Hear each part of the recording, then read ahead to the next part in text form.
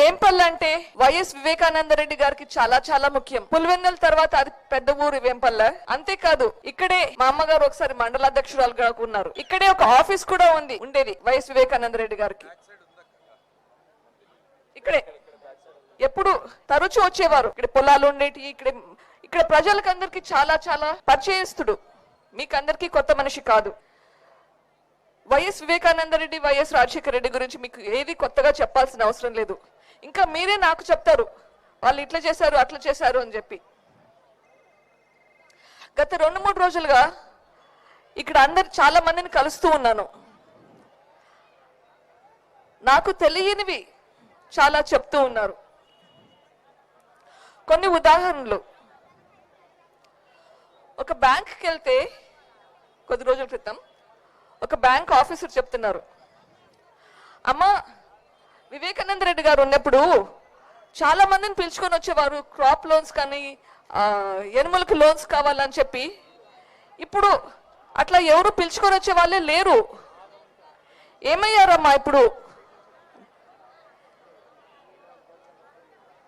నేను అడుగుతున్నాను, మీరు ఓటు వేసిన వాళ్ళు ఎక్కడున్నారండి ఇప్పుడు మీకోసం పని చేయకుండా? చాలా మంది ఇంకా చెప్తున్నారు,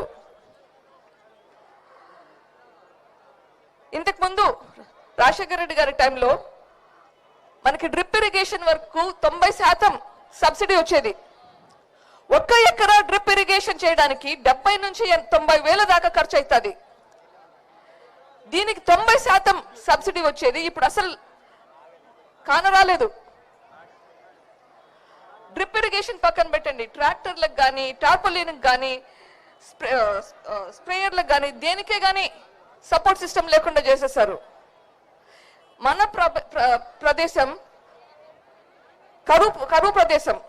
మనకి నీళ్లు రావాలని ఎంత కృషి పడ్డారు. కానీ ఇంతకంటే ఎక్కువ నాకు అర్థమైంది వచ్చేసి వివేకానంద రెడ్డి గారికి మీరు చూపించే ఆప్యాయత, అనుబంధం. ఒక్కొక్కరితో మాట్లాడుతుంటే ఏడుపు వస్తున్నాయి, కళ్ళు నీళ్ళు వస్తున్నాయి.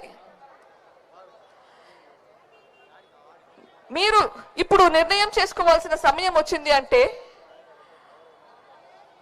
ఎట్లా నిర్ణయం చేసుకుంటామమ్మా, ఎట్లా నిర్ణయం చేసుకుంటాము అని బాధపడుతున్నారు. ఈ కుటుంబం చీలిపోతుంటే ఎట్లా నిర్ణయం చేసుకుంటారు అని బాధపడుతున్నారు. నేను చెప్పేది ఒకటే, మనం ఏదైనా తప్పు చేయాలంటే 10కి 100 సార్లు ఆలోచిస్తాం.